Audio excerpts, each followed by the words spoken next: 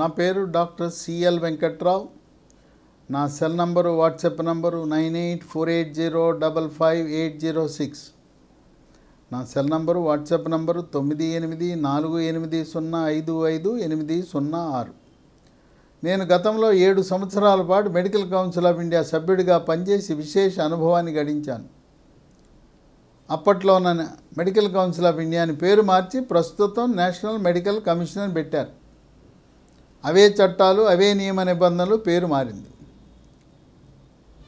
మే 15 నుంచి ప్రతిరోజు విద్యార్థులకు, తల్లిదండ్రులకు నీట్ గురించి సలహా సంప్రదింపులు, నీట్లో ఎంబీబీఎస్ రాకపోతే ఏం కోర్స్ చదవాలంటే నీట్లో ఎంబీబీఎస్ రాకపోతే నీట్లోనే ఆయుర్వేదం చదవండి, ఆయుర్వేదం రాకపోతే హోమియోపతి చదవండి, హోమియోపతి రాకపోతే న్యాచురోపతి చదవండి, ఇవేవి రాకపోతే ఎంసెట్ ఆధారంగా ఆడపిల్లలైతే బీఎస్సీ నర్సింగ్ చదవండి, మగపిల్లలు ఆడపిల్లలు కూడా కొత్తగా వచ్చిన కోర్సులు 100% 100% job oriented courses, BSc paramedical courses, వీటిని అలైడ్ హెల్త్ సైన్సెస్ కూడా అంటారు. ఆంధ్రప్రదేశ్ రాష్ట్రంలో ఇప్పటికే స్విమ్స్ తిరుపతి ఆధ్వర్యంలో ఎంసెట్ ఆధారంగా ఈ పారామెడికల్ కోర్స్ అడ్మిషన్ల ప్రక్రియ జరుగుతూ ఉన్నది.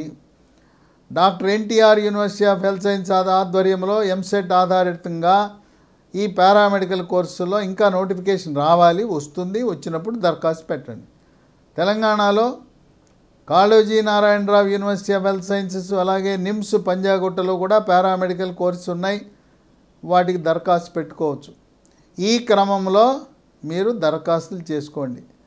కాలం చెల్లిన గత 77 సంవత్సరాలుగా స్వాతంత్రం వచ్చినప్పటి నుంచి నిర్వహిస్తున్న కోర్సులు చదివారా? ఉద్యోగాలు రావు. ప్రైవేట్ ఉద్యోగం లేదు, గవర్నమెంట్ ఉద్యోగం అంతకంటే రాదు. ఏంటి చదవకూడని కోర్సులు ఏంటి? జాగ్రత్తగా వినండి, ఇట్లో చేరద్దు, జీవితం దుర్భరం అయిపోతుంది. వెటర్నరీ వద్దు, అగ్రికల్చర్ వద్దు, తర్వాత ఫిషరీస్ వద్దు, హార్టికల్చర్ వద్దు, బయోటెక్నాలజీ వద్దు, ఫారెన్సిక్ సైన్స్ వద్దు, ఫుడ్ అండ్ న్యూట్రిషన్ వద్దు, అలాగే ఫార్మసీ ఏదో గొప్ప అవకాశాలు ఉన్నాయనుకుంటున్నారేమో, ఏమీ లేవు. బీ ఫార్మసీ వద్దు, 6 సంవత్సరాల ఫార్మా డి వద్దు. ఎక్కడా ప్రైవేటు గవర్నమెంట్ ఉద్యోగాలు లేనే లేవు. కనుక ఈ కోర్సులు చదివితే చాలామంది వెటర్నరీ అంటున్నారు. వెటర్నరీ చదివితే ఏం లాభం లేదు. కనుక ఈ 77 ఏళ్ళ నుంచి కోర్సులు ఉన్నాయి. అసలు వాటికి ఉద్యోగాలు దేశవ్యాప్తంగా ఏ రాష్ట్రంలోనూ లేవు, ఎక్కడా లేవు, ప్రైవేట్లో కూడా లేవు. కనుక ఆ సాంప్రదాయ కోర్సుల్లో చేరారా, చేయి కాలిపోయినట్టే, ఊళ్ళు కాలిపోయినట్టే. పొరపాటున ఇప్పటికీ ఎవరో చేరేశారు. అయ్యా మేము తెలవక మీరు మీ మాటలు మేము వినలేదు, మేము చేరేసామంటారు. దాని నుంచి బయటపడాలంటే ఒక మార్గం ఉంది. గ్రాడ్యుయేషన్ పూర్తి చేసిన ఎవరైనా BA, BCom, BSc, ఇప్పుడు నేను చెప్పిన కాలం చెల్లిన ఉద్యోగాలు రాని కోర్సులు ఏదో పొరపాటున తెలుసో తెలవక చేరేశారు. ఇంకా కొంతమంది ఫిజియోథెరపీ అనుకుంటున్నారు. ఫిజియోథెరపీ కూడా ఉద్యోగాలు లేనే లేవు. బీపీటీ కాదు, ఎంపీటీ కాదు, ఏం చదివినా లేవు. దానికి పరిష్కారం ఏంటంటే మీకు తెలవక చేరేశారు, చదివేశారు. ఇప్పుడు master of hospital management MHM అని ఉంది. భారతదేశంలో ఏ గ్రాడ్యుయేషన్ చదివినా కూడా ఈ MHM master of hospital management చేస్తే బంగారు భవిష్యత్తు ఉంటుంది. డాక్టర్ల కంటే ఎక్కువ జీతం ఉంటుంది. ఇదేంటంటే హాస్పిటళ్ళలో పరిపాలన నిర్వహించడం, మేనేజ్మెంట్ అన్నమాట. హాస్పిటల్ అడ్మినిస్ట్రేటర్గా ఉండాలి. ప్రస్తుతం అపోలో హాస్పిటల్ జూబ్లీ హిల్స్లో మేనేజ్మెంట్ సీట్లు ఉన్నాయి. త్వరలో నిమ్స్ పంజాగుట్టలో నోటిఫికేషన్ వచ్చి అక్కడ కూడా MHM రిజర్వేషన్ ప్రాతిపదికన వాళ్ళు సీట్లు కేటాయిస్తారు. కనుక తెలుసో తెలవకో ఉద్యోగం రాని కోర్సులో చేరిన వాళ్ళు పరిష్కారము మాస్టర్ ఆఫ్ హాస్పిటల్ మేనేజ్మెంట్ చేయండి. లాంగ్ టర్మ్ చేయటం అవివేకము.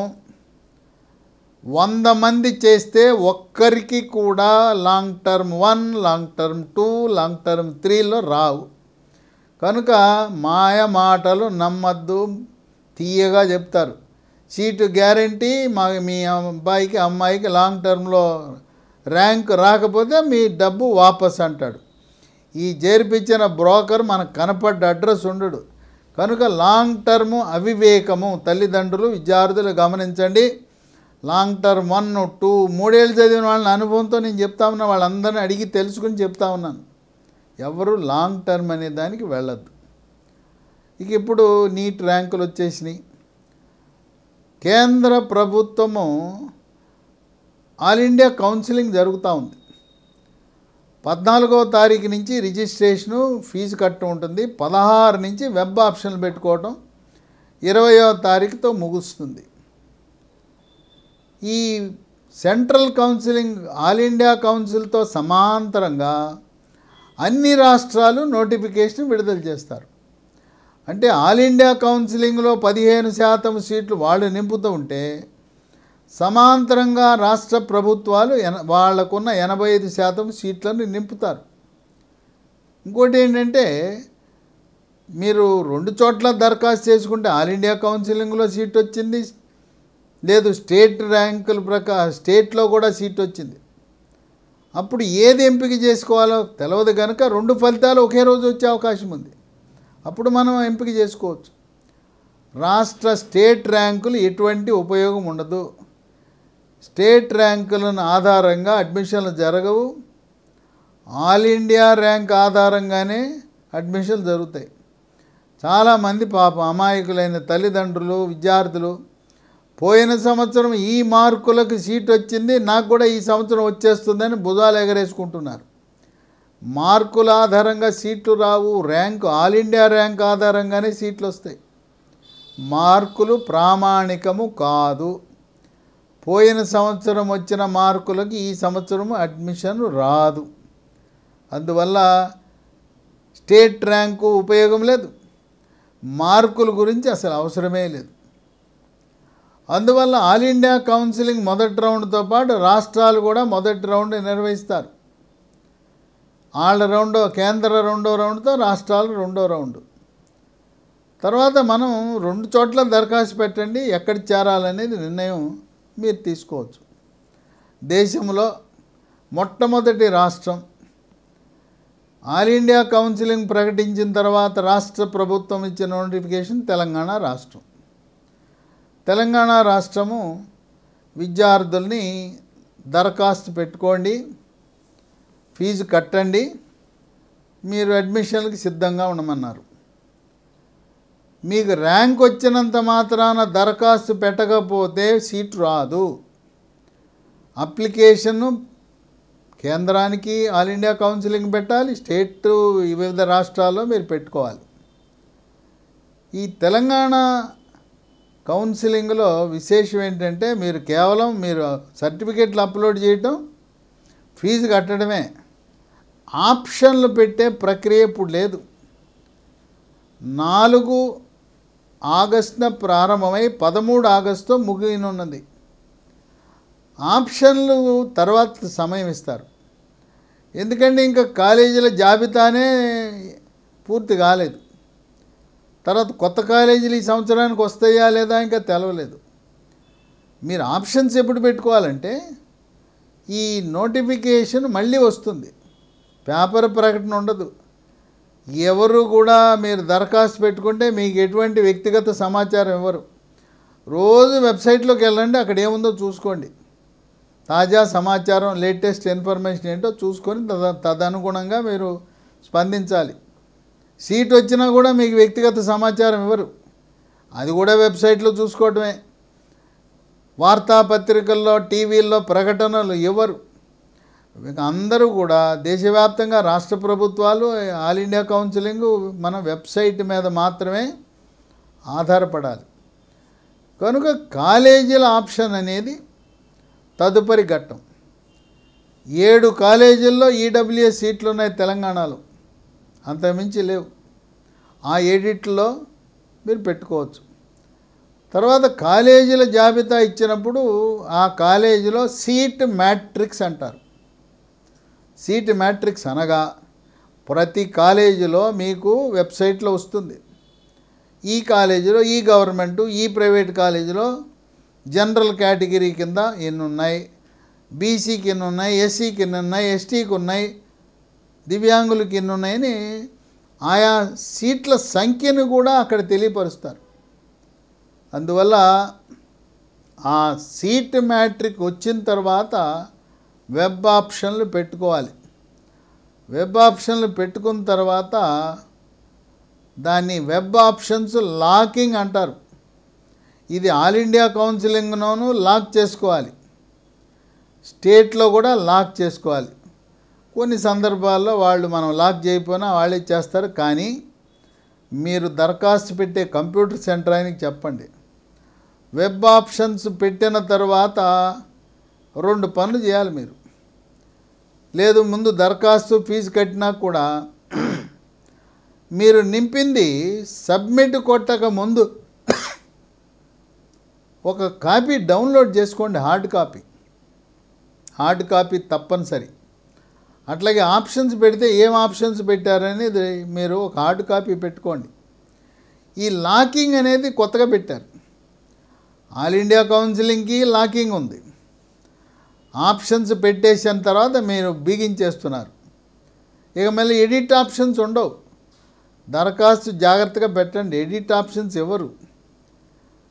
తర్వాత ఈ సర్టిఫికేట్లు మాత్రం ఇప్పుడే అప్లోడ్ చేయాలి. ఆంధ్రప్రదేశ్ రాష్ట్ర విద్యార్థులు తెలంగాణకి, తెలంగాణ రాష్ట్ర విద్యార్థులు ఆంధ్రప్రదేశ్కి ఈ విద్యా సంవత్సరం నుంచి అర్హత లేదు. ఎవరి రాష్ట్రంలో వాళ్ళే. కానీ తల్లిదండ్రులు ఎవరో అన్నా, తల్లి కానీ తండ్రి కానీ, ఆరు వ్యాపారస్తులు కానీ, పిల్లవాడు అమ్మాయి ఒక రాష్ట్రంలో చదివింది, వేరే రాష్ట్రం అంటే వేరే తెలుగు రాష్ట్రంలో వాళ్ళు నివాసం ఉన్నట్టు 10 సంవత్సరాల పాటు సర్టిఫికేట్ ఇస్తే అన్రిజర్వ్డ్ నాన్ లోకల్ కింద పరిగణిస్తారు. తెలంగాణ వాళ్ళు చక్కటి నిర్ణయం తీసుకున్నారు. 9, 10 ఇంటర్మీడియట్ 1, ఇంటర్మీడియట్ 2 సంవత్సరాలు, ఈ 4 సంవత్సరాలు తెలంగాణలో చదవాలి. తెలంగాణలోనే 10th క్లాసు, తెలంగాణలోనే ఇంటర్మీడియట్ పరీక్ష రాస్తేనే అక్కడ స్థానికత ఉంటుంది. ఈ 4 ఏళ్ళు ఇక్కడ చదవకపోతే 1 సంవత్సరం కానీ 2 సంవత్సరాలు ఆంధ్రప్రదేశ్లోనో ఇంకో ఇతర రాష్ట్రాల్లో అక్కడ చదివితే పిల్లవాళ్ళు అన్రిజర్వ్డ్ నాన్ లోకల్ అంటే మీకు రావాల్సిన 85% సీట్లు కాకుండా 15% సీట్లకే పరిమితం అవుతారు. అంటే మంచి మార్కులు వచ్చినా, మంచి ర్యాంక్ వచ్చినా ఈ స్థానికత 4 సంవత్సరాలు లేని వారికి సీట్లు రావటం కొంచెం కష్టతరమే. అందువల్ల ఆంధ్ర, తెలంగాణ గతంలో సీట్లు ఉండేవి. సిద్ధార్థ మెడికల్ కాలేజీలో ఆ సీట్లు ఇక ఇవన్నీ కూడా ఆంధ్ర వాళ్ళకే. పైగా ఆంధ్రాలో కూడా అది ఆంధ్ర యూనివర్సిటీ ఏరియా వాళ్ళకి వెళ్ళిపోతుంది. ఈ స్థానికత గురించి ఎటువంటి గందరగోళం లేదు. మీరు దాని గురించి ఏమీ భయపడాల్సిన అవసరం లేదు. చాలా స్పష్టత ఉంది. వరుసగా 9, 10 ఇంటర్మీడియట్ 1, ఇంటర్మీడియట్ 2 4 సంవత్సరాలు ఎక్కడ చదువుతారో అక్కడే స్థానికులు, ఆ ప్రాంతంలో లోకల్. మీరు అప్లోడ్ చేయవలసిన సర్టిఫికెట్లు ఉన్నాయి. అవి అందరికీ తెలిసినవి అయినా ఒకసారి ఉదాహరిస్తాను. 1 ర్యాంక్ కార్డు, 2 బర్త్ సర్టిఫికెట్. విశేషం ఏంటంటే తెలంగాణ రాష్ట్ర ప్రభుత్వము కాళోజీ నారాయణరావు యూనివర్సిటీ వాళ్ళు ఇచ్చిన ప్రాస్పెక్టస్లో ఈ సర్టిఫికెట్లకు కావలసిన నమూనా ఇచ్చారు. ఎవరైతే 9, 10 ఇంటర్మీడియట్ 2 ఏళ్ళు పిల్లలు తెలంగాణలో చదివారో వాళ్ళకి రెసిడెన్స్ సర్టిఫికేట్ అవసరం లేదు. ఆధార్ కార్డు కూడా ప్రామాణికం కాదు. స్టడీ సర్టిఫికేట్ ఆధారంగానే స్థానికత అనేది నిర్ధారిస్తారు. ఇక 3 ఇంటర్మీడియట్ మార్క్స్. దీని మీద కొంచెం అనుమానం ఉంది కొంతమందికి. షార్ట్ మెమో ఉంది నా దగ్గర, లాంగ్ మెమో లేదు, ఏమైనా ఇబ్బంది అంటే షార్ట్ మెమో పెట్టినా సరిపోతుంది. లాంగ్ మెమో లేకపోయినా కూడా పర్వాలేదు. లాంగ్ మెమో రావడానికి కొంచెం సమయం పడుతుంది. షార్ట్ మెమో ఇంటర్మీడియట్ మార్క్స్ ఉన్నా సరిపోతుంది. 4 స్టడీ సర్టిఫికేట్ తప్పనిసరిగా 4 ఏళ్ళకి పెట్టాలి. తర్వాత టీసీ అనేది అవసరం లేదు. Caste certificate, latest caste certificate తీసుకోండి. తర్వాత ఇప్పుడు ఎస్సీ కేటగరైజేషన్ ABCD జరిగింది. కానీ అధ్యయనం జరగాలి కనుక ఈ విద్యా సంవత్సరంలో మాదిగలకు సీటు వచ్చే అవకాశం తక్కువే. ఎందుకంటే సుప్రీంకోర్టు చెప్పినా సామాజిక, ఆర్థిక, జనగణన, కులగణన ఇవన్నీ జరగాలి కనుక ఎప్పుడో గతంలో చంద్రబాబు నాయుడు ముఖ్యమంత్రిగా ఉన్నప్పుడు 2000 సంవత్సరంలో అంటే 24 ఏళ్ల క్రితము ఆనాడు చేసిన ABCD వర్గీకరణ ఈరోజు చెల్లుబాటు అవ్వదు కనుక ఈ విద్యా సంవత్సరంలో ABCD కేటగిరైజేషన్ అమలు చేయటం కొంచెం సాధ్యమని న్యాయ కోవిదులు భావిస్తున్నారు. ఇక మైనారిటీ వాళ్ళు మైనారిటీ సర్టిఫికేట్ పెట్టాలి. కొంతమందికి అనుమానం ఉంది, మైనారిటీ కాలేజీలో అడ్మిషన్లు ఎవరు జరుపుతారు? కాళోజీ నారాయణరావు యూనివర్సిటీనా లేదా మేనేజ్మెంట్ వాళ్ళు అమ్మేసుకుంటారా అని. మైనారిటీ కాలేజీలో ఉన్న సీట్లన్నీ కూడా 4 రౌండ్లలో ఏ విధంగా అయితే మిగతా ప్రైవేట్ కాలేజీలో అడ్మిషన్ జరుగుతున్నాయో చివరికి ఆర్మీ డెంటల్ కాలేజీ కూడా కాళోజీ నారాయణరావు యూనివర్సిటీయే చేస్తుంది. ఇక్కడ గమనించవలసిన విషయం, రామగుండం గవర్నమెంట్ మెడికల్ కాలేజీలో ఆ సింగరేణి కాలరీస్ ఉద్యోగులకు 7 సీట్లు రిజర్వేషన్ ఉంది. దీనికి సింగరేణి కాలరీస్ మేనేజింగ్ డైరెక్టర్ నుంచి సర్టిఫికేట్ తీసుకోవాలి. ఆ 7 సీట్లు మళ్ళీ OC, BC, SC, ST ఉంటుంది.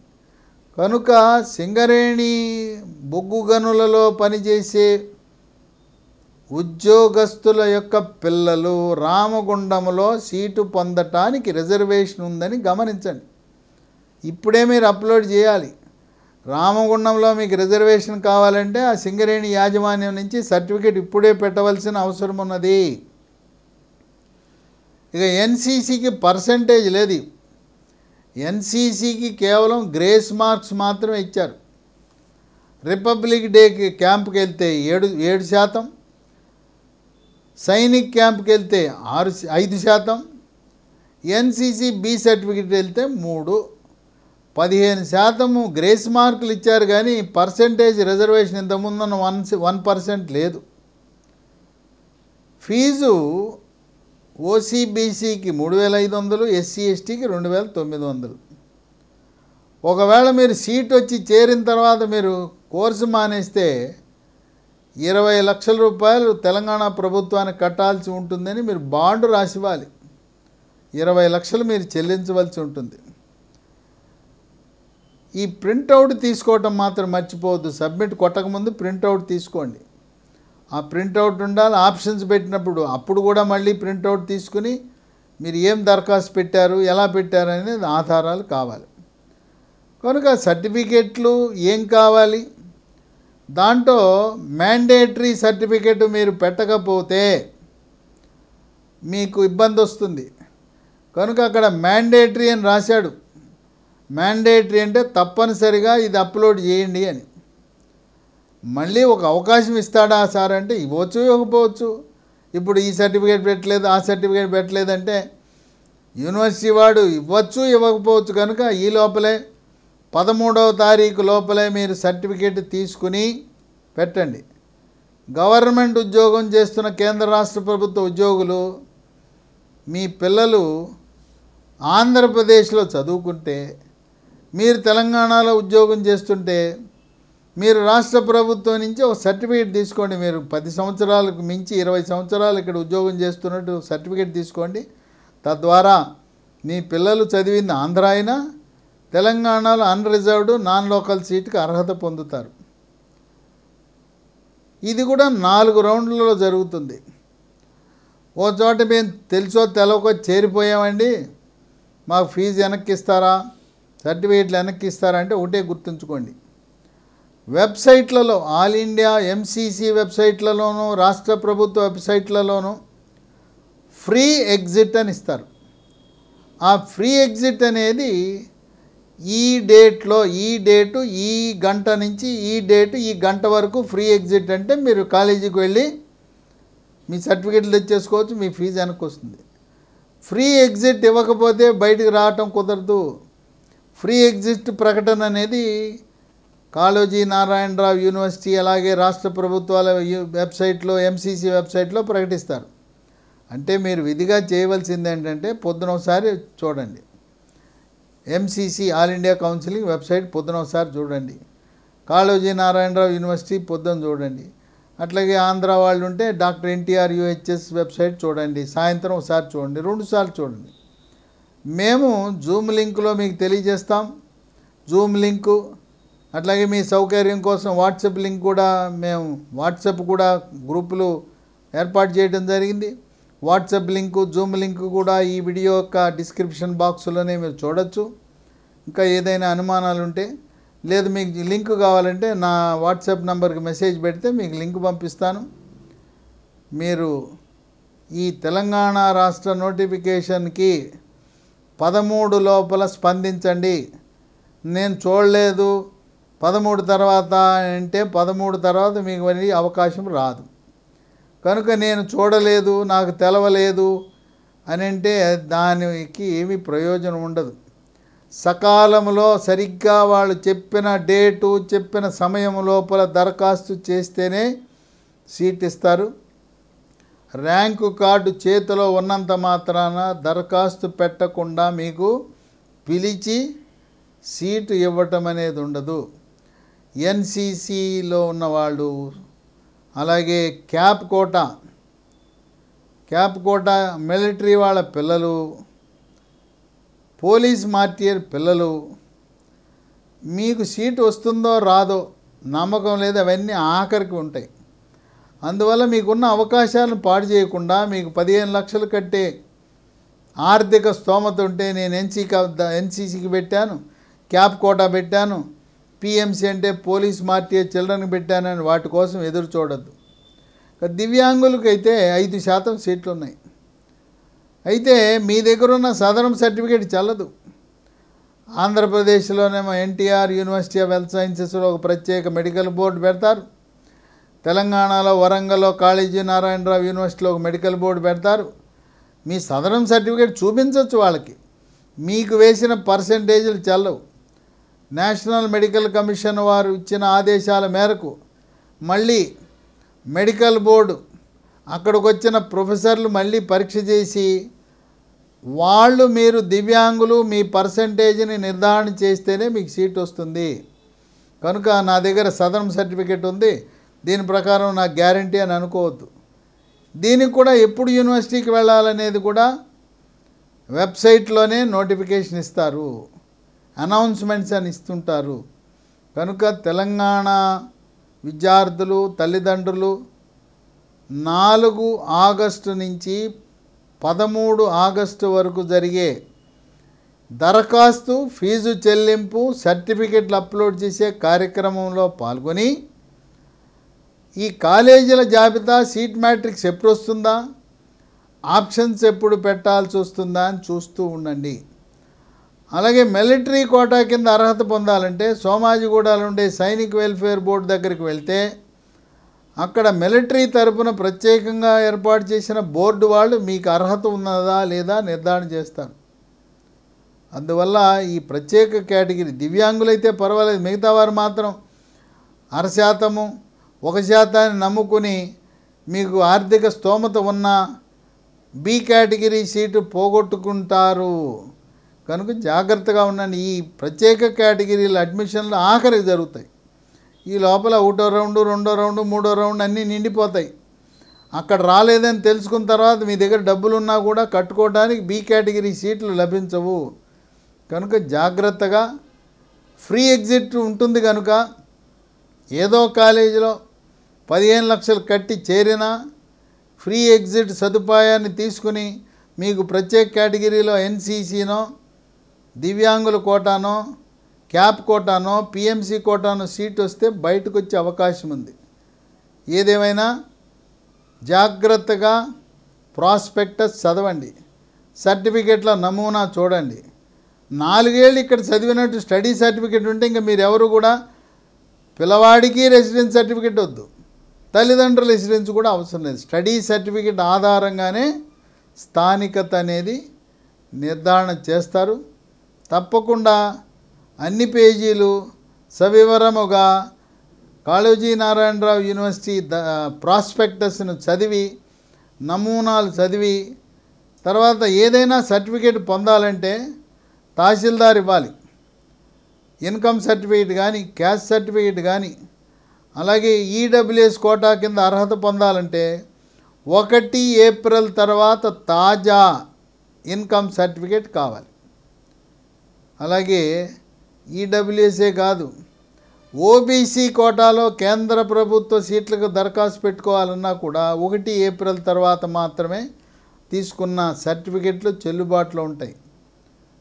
ఓబీసీలో క్రీమీ లేయర్ అని ఉన్నది, అందువల్ల ఓబీసీ సర్టిఫికేట్ పొందేవాళ్ళు మీరు నాన్ క్రీమీ లేయర్ అని ఉంటే ఎన్సిఎల్ అని ఉంటేనే మీకు కోటా వర్తిస్తుంది.